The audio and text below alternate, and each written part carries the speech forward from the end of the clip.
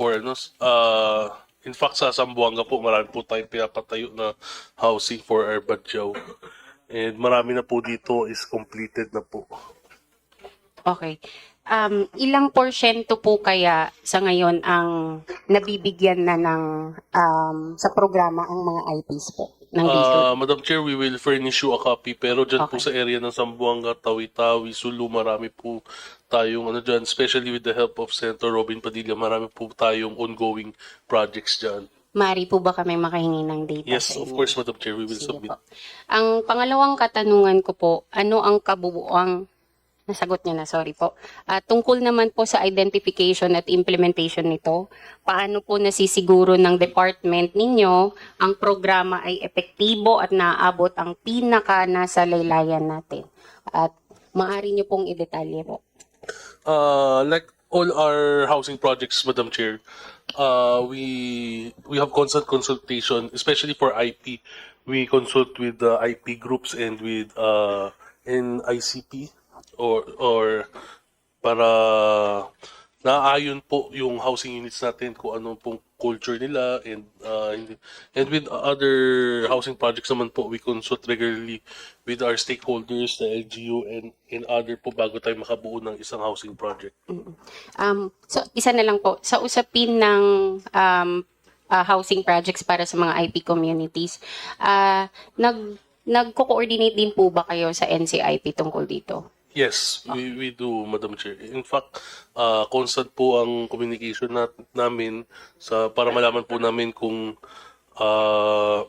saan po at ano pong mga IP tribes ang nangingailangan po ng housing units. Sige po.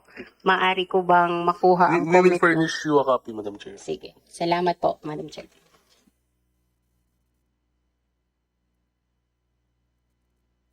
Okay, thank you very much. The next will be the Honorable Rebecca Inaris.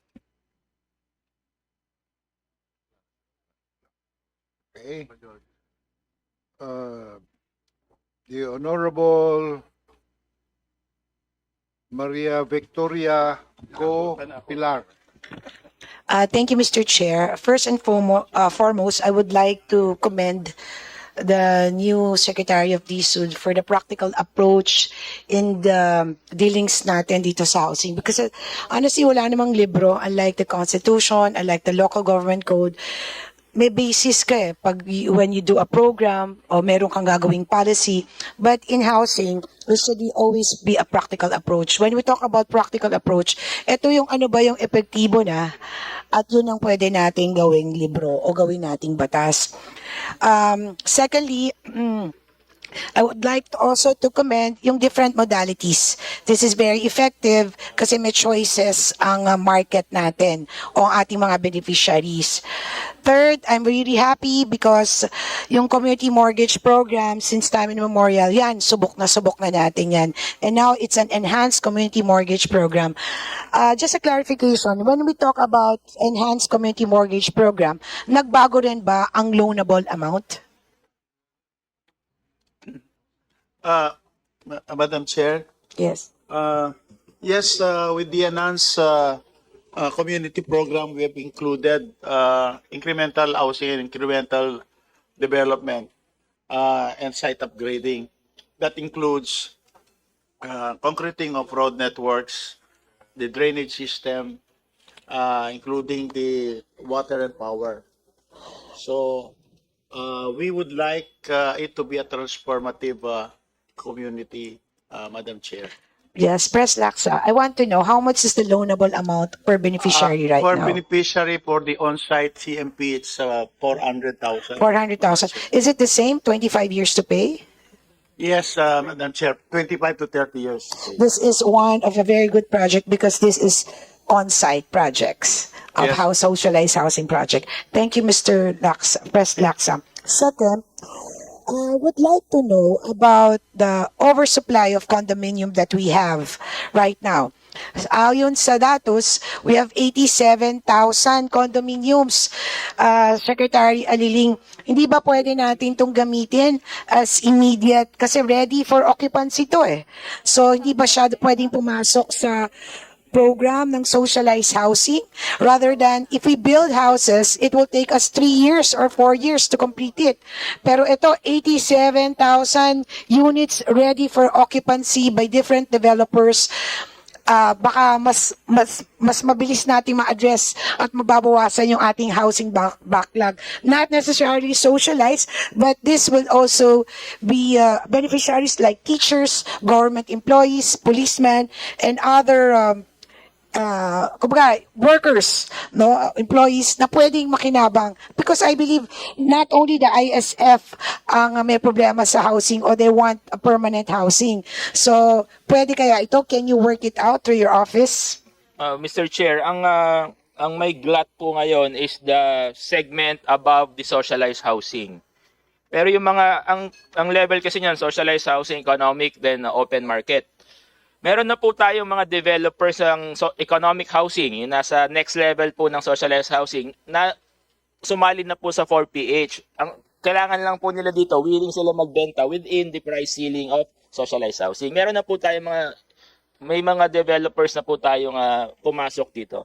Pero yung glut na po, as I said, is all still beyond the economic segment, which is too expensive for our target buyers in this program, Mr. Chair. Yes, to follow it up, when I was invited sa Socialized Housing Developers Association of the Philippines. They approached me about this, Secretary. Sabi nila sa akin, willing kami to lower the price na socialized, provided tulungan kami. When we talk about socialized housing, socialized ang price, ibig sabihin, you should be exempted from capital gain. As long as hindi sila magbayad ng capital gain, willing daw sila na pumasok o pumaloob sa socialized housing program doon sa ating mga oversupply condominiums in NCR. Mr. Chair, ang ano kasi dito, for you to get the benefits of a socialized housing development, dapat yung license to sell should be socialized housing license to sell. Yung mga magda-downgrade po ng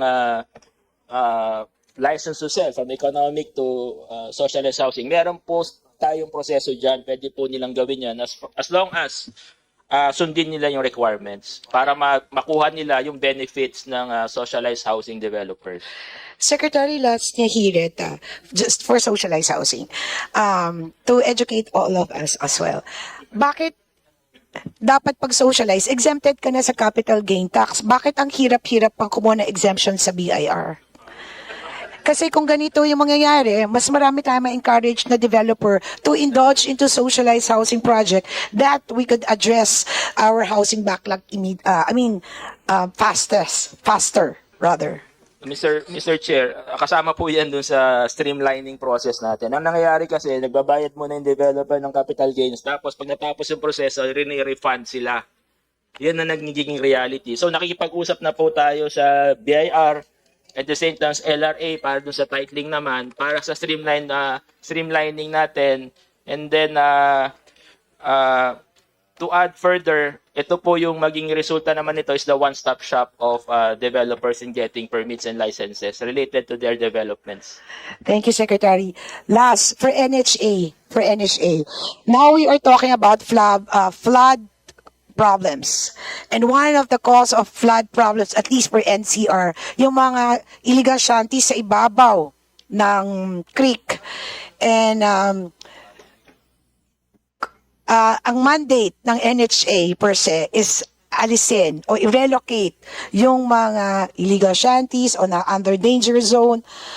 Sa NHA, are we ready if massively we will resolve the problem of flood control or flood problem and immediately relocate the illegal shanties living above the creeks? Are we ready?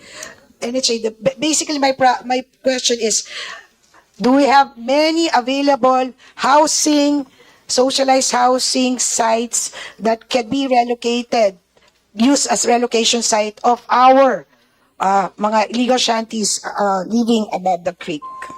Madam Chair, admittedly po, our housing units are not enough with the number of families living along danger areas, especially sa NCR po because of the huge backlog.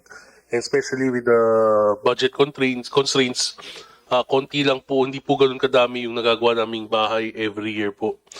But one by ones, we're prioritizing it, especially po yung mga kababayan nating naninirahan along danger areas wherein affected yung mga infrastructure projects natin. Yun po ang pinapriority namin based on our budget. Pero get ready kasi seryosong usapan ng flood problem. So isa yan sa tatargetin ng at least for the committee of MMD in Congress, talagang itatargetin niya na alisin na talaga yung mga bahay dito sa ibabaw ng creek. So GM Jobentay, so your problem is una, lote and budget.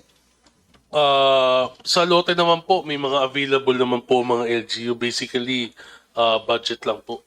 Kaya po, we at NHA are very appreciative with the strong support of Honorable Rufus Rodriguez and Kung Albi Benitez. And I would like to thank pala Kong Mark Santos, which have already committed, I think, 200 million from his infrastructure fund, transferring it to the NHA to build 3 low-rise buildings for his constituents in Las Piñas.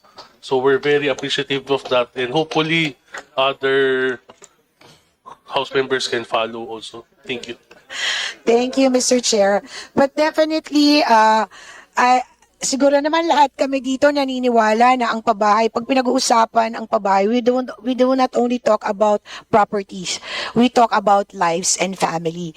Kaya ako naniniwala na dapat talaga, with the help of the collective help of the congressman here present, na dapat talaga nananawagan kami na dagdagan ang pondo para sa NHA kung totoong nais nating resolbahin ang pagbaha at ayusin ang mga relocation sites at ipagpatuloy natin ang ating programang Community Mortgage Program at dapat madagdagan din ang pondo na ito. At naniniwala ako sa leadership ng ating bagong Secretary Aliling, Ping Aliling, na maayos natin ang pabahay dahil nag-uusap tayo ng katotohanan at may basihan ang ating mga ginagawa. At sana ipagpatuloy pa rin natin yung private-public partnership. Napakahalaga na ito to address our housing backlog. Thank you, Mr. Chair. The next will be the Representative Paulo Henry Marcoleta.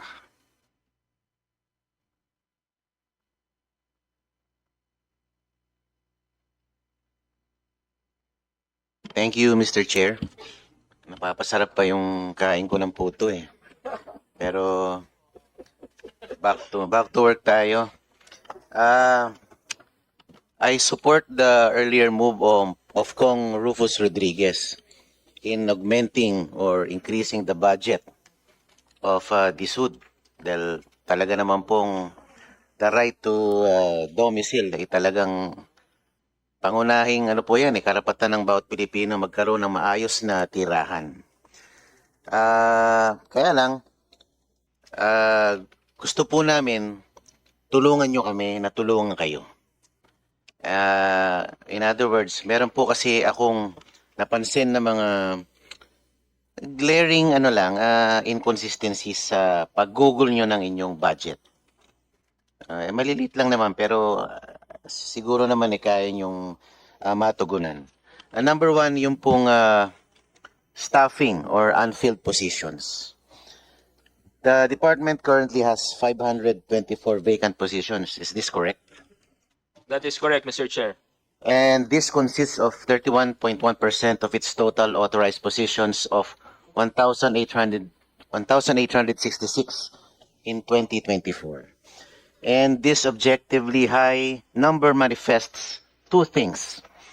The department is understaffed and as such, consequently has higher tendency to underperform. Ang tanong ko po is, what is the current status of these positions? Are the numbers still the same?